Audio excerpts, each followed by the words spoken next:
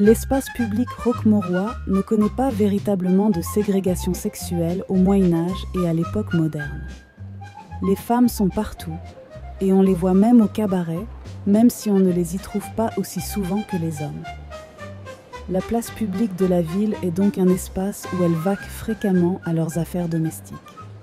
Elles font là leur marché, elles y achètent par exemple le poisson nécessaire lors du carême. Hors période quadragésimale, les femmes vont chez le boucher dont la boutique donne sur la place sous des arceaux. Le marché se déploie tous les vendredis et une foire s'y installe chaque année à la Saint-Roch, le 16 août, date autour de laquelle s'organise aujourd'hui la fête vétile. L'année 1624 voit le marché renaître après quelques décennies. Les administrateurs de cette année-là accusant leurs prédécesseurs de n'avoir pas su inciter au commerce.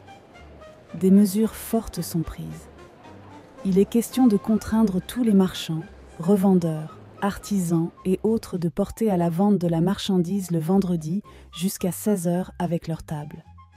Les grangiers, c'est-à-dire les exploitants des fermes isolées, devront apporter leur bétail gros et menu. Les refusants seront taxés de 15 sols. On fera crier, si besoin, le marché dans les villes circonvoisines. Voilà donc que tous les vendredis depuis le Moyen-Âge, les femmes envahissent la place pour se pourvoir en denrées nécessaires. Il n'est pas anodin que le marché se déroule en plein air au vu et su de tous. Si cela nous paraît aussi naturel que commode, il est aussi question pour les autorités locales de pouvoir surveiller les transactions. Le marché est un lieu de transparence où les échanges doivent relever de la plus simple et première justice. Pour assurer les chalands de la justesse des échanges, il faut les assurer de la justesse des mesures utilisées par les commerçants. Un serrurier détient les matrices des récipients utilisés pour mesurer les denrées vendues aux femmes de la ville. En 1724, le serrurier qui fabrique les récipients comme les pots en est un décède. Il faut lui trouver aussitôt un successeur. On apprend au passage qu'il endossait cette charge depuis l'année 1676. Cette longévité atteste d'une confiance renouvelée.